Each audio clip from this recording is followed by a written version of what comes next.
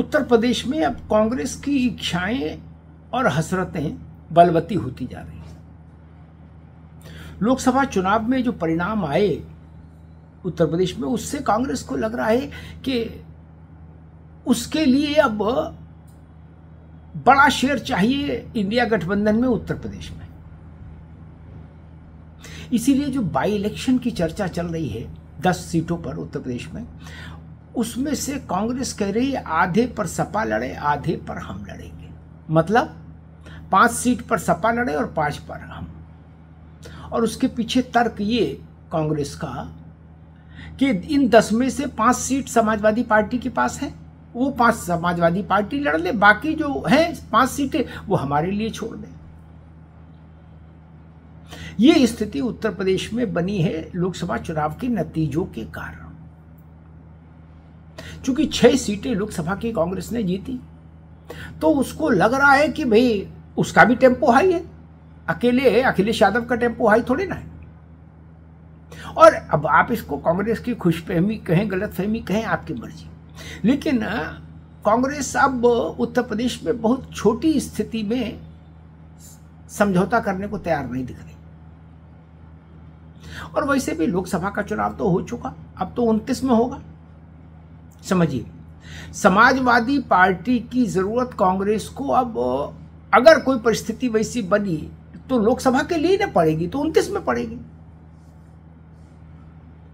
2027 में तो अखिलेश यादव को कांग्रेस की जरूरत होगी कि अलायंस बना रहे। 29 में कांग्रेस की गरज होगी, जैसे 24 में कांग्रेस की गरज थी। ये तो कांग्रेस भी जानती है कि उत्तर प्रदेश में विधानसभा में उसके नेतृत्व में तो सरकार बन नहीं सकती। तो इस नाते अब उसका ध्यान और फोकस इस बात पर है उत्तर प्रदेश में कि अपना आधार बढ़ाओ, अपना विस्तार करो, अपने को व्याप्ति दो। इसीलिए 50-50 का फार्मूला लेके कांग्रेसी आ गए मैदान में कि बाई इलेक्शन में 50-50 कर लो भैया, आधे तुम आधे हम। अब समाजवादी पार्टी आधे सीट कांग्रेस को दे दे, ये तो समाजवादी पार्टी के लिए विचित्र स्थिति पैदा हो जाएगी, उसके काडर के लिए विचित्र स्थिति पैदा हो जाएगी। और समाजवादी पार्टी को लगेगा कि राजनीतिक तौर पर ये उसकी तौहीन भी है। कांग्रेस अभी उत्तर प्रदेश में इतनी मजबूत पार्टी नहीं कि वो और सपा बराबर बराबर सीट पर चुनाव लड़े, लेकिन मांग है तो मांग है। और इस मांग को बल देने के लिए कांग्रेस लीडरशिप ने एक और तुरुप का पत्ता चला है, और वो पत्ता ये है कि कल उन्होंने अपने 10 की 10 प्रभारी घोषित कर दिए, और ज्यादातर पर सांसद और पूर्व सांसद, पूर्व मंत्री, इस ढंग के लोग प्रभारी बनाए, कद्दावर लोग। कांग्रेस ने 10 सीटों पर उपचुनाव होना है, 10 पर प्रभारी घोषित कर दिया। समाजवादी पार्टी अभी केवल 6 सीटों पर ही प्रभारी घोषित कर पाई है। समझिएगा, वो 4 सीटें उसने छोड़ के रखी हैं, लेकिन कांग्रेस ने उसके जवाब में, सपा के 6 के जवाब में कांग्रेस ने अपने 10 उतार दिए मैदान में, बोले आओ जी कर लो बात। तो 6 के मुकाबले 10। एटीट्यूड देखिए गठबंधन में कैसा है कांग्रेस का। सपा ने 6 उतारे तो कांग्रेस ने 10 उतार दिए। अब जो औपचारिक तौर पर समाजवादी पार्टी के नेता हालांकि कह रहे हैं कि नहीं, प्रभारी उतारने का अधिकार सबको है, लेकिन अंदर खाने सपा के भी कान खड़े हो गए। सपा भी इस बात को जान रही है कि कांग्रेस के रंग ढंग कुछ बदले हुए नजर आ रहे हैं, बदले बदले से मेरे सरकार नजर आते हैं। अन्यथा 10 सीटों, 10 विधानसभा क्षेत्रों में इतने भारी भरकम प्रभारी उतारने का कोई मकसद ही नहीं था, कोई मतलब ही नहीं था कांग्रेस के लिए। अब उतार दिए हैं तो वो वहां राम नाम का संकीर्तन तो करेंगे नहीं प्रभारी, वो तो राजनीतिक कीर्तन ही करेंगे, और राजनीतिक कीर्तन करेंगे तो खटपट बढ़ जाएगी फिर तो सपा और कांग्रेस के बीच में।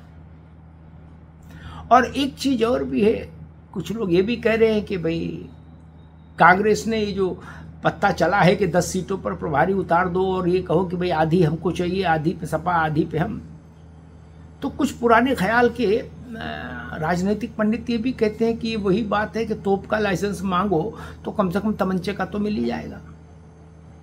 कांग्रेस संभवतः इस फॉर्मूले पर भी चिंतन कर रही हो। बताया जा रहा है कांग्रेस को फूलपुर विधानसभा क्षेत्र में विशेष वो है, इंटरेस्ट है। उसको लगता है उसकी परंपरागत सीट का हिस्सा है और फूलपुर संसदीय क्षेत्र से जवाहरलाल जी लोकसभा जाते थे। और यहाँ से कुछ लोग ऐसी भी अटकल लगा बता रहे हैं कि यहाँ से कांग्रेस अपने प्रदेश अध्यक्ष अजय राय को चुनाव में उतारना चाहती है। फूलपुर, गाजियाबाद, खैर, ऐसी 3 सीटें बताई जा रही हैं कि कांग्रेस 3 पर भी समझौता कर सकती है। 5 मांगेगी लेकिन 3 पर भी समझौता कर सकती है, क्योंकि अभी कांग्रेस के पास भी स्थिति वो है कि न मोको और न तो को ठोर। कांग्रेस के पास भी विकल्प नहीं। मान लीजिए उत्तर प्रदेश में बात बिगड़े तो फिर उसका संदेश खराब जाएगा पूरे देश भर में, और अभी कई राज्यों में चुनाव होने हैं। तो उस नाते संकेत हैं कि कांग्रेस शायद 5 सीटें मांगने से जो उसने बात शुरू की है वो कहीं जाकर 3 पर, और बहुत सपा ने कड़ाई के साथ निगोशिएशन किया तो कांग्रेस 2 पर भी राजी हो सकती है, ऐसा भी इनसाइडर्स बता रहे हैं। लेकिन हाँ, उसने पब्लिक पोस्टरिंग तो बड़ी करी थी 10 सीटों पर प्रभारी उतार के, और प्रभारी भी ठीक ठाक भारी, हल्के प्रभारी नहीं, ठीक ठाक भारी है प्रभारी। नसीमुद्दीन से लेके इमरान मसूद तक सब प्रभारी बना दिए, पीएल पूनिया का बेटा सब प्रभारी। तो कुल मिला के स्थिति ये कि कांग्रेस कितनी सीटों पर मानेगी तो आने वाले दिनों में पता लगेगी। लेकिन एक बात तय मान लीजिए, कांग्रेस के दिमाग में अब ये बात पैवस्त हो गई है, घर कर गई है कि अब वो पहले जैसी पार्टी नहीं रही, कमज़ोर, उसमें चैतन्यता है, उसमें गति है। ये बात राष्ट्रीय स्तर पर भी उसको दिमाग में है और उत्तर प्रदेश के स्तर पर भी उसके दिमाग में है। खासतौर पर जिस तरह से उसने अमेठी और रायबरेली सीट दोनों जीती एक बड़े मार्जिन से, विशेष तौर पर अमेठी, और उसके साथ साथ पूरे प्रदेश में आधा दर्जन सीटें हासिल की, तो कांग्रेस के भी पांव अब उत्तर प्रदेश में जमीन पर नहीं पड़ रहे।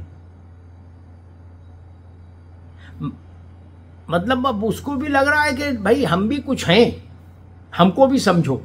ये जो भाव होता है ना, वो कांग्रेस में है। और इस भाव के साथ गठबंधन में कई बार गांठें गंभीर हो जाती हैं और थोड़ा मन, दोनों पार्टनर्स के बीच में मन की एक रूपता खंडित हो जाती है।